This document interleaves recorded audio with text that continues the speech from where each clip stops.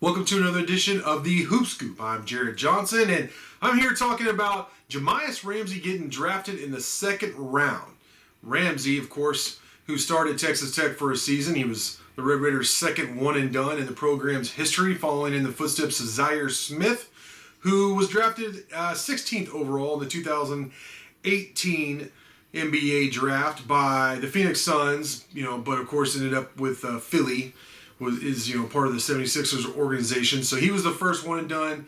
Of course, Jarrett went after his second year. Jarret Culver to Minnesota, number 6 last year. And so for a third straight year, Texas Tech has had a player drafted in the NBA draft, which is quite a feat. And Jahmi'us was drafted by the Sacramento Kings, 43rd overall.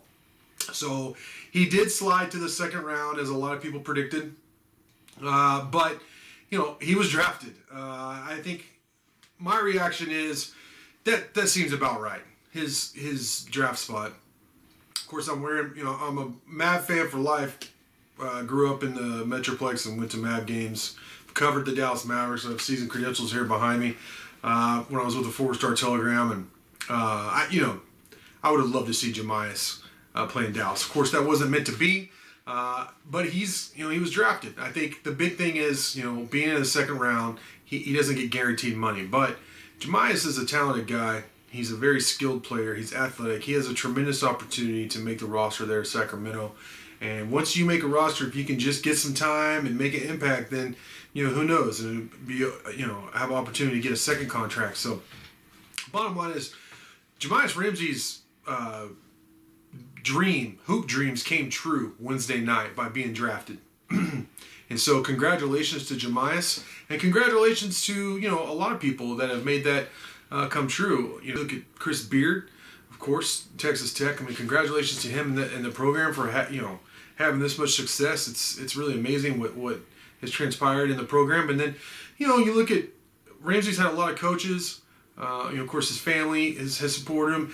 David Peavy is a guy, in Duncanville, where Jahmi'us and Micah Peavy, David Peavy's son, won a state championship in 2019.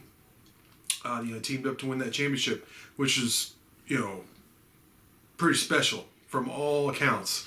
Talked to David Peavy in a previous interview, and he talked about how Jahmi'us, what people don't know about him is how mature he is, how serious he is, and how coachable he is for being a superstar. I mean, Jahmi'us Ramsey's been tabbed as a superstar, as many young high school basketball stars are, or youth basketball stars are, at a very young age. And he kind of always carried that with him. And now he's been drafted in the NBA. He has made it. He was Big 12 Freshman of the Year. He has a lot of skills that will translate to the next level. I think the first thing everyone thinks of is his shooting touch. He shot about 43% from deep as a Red Raider. He can make contested shots. He's athletic enough to play defense. He's athletic enough to finish on the break. He's a classic 3-and-D guy. I think if he's really going to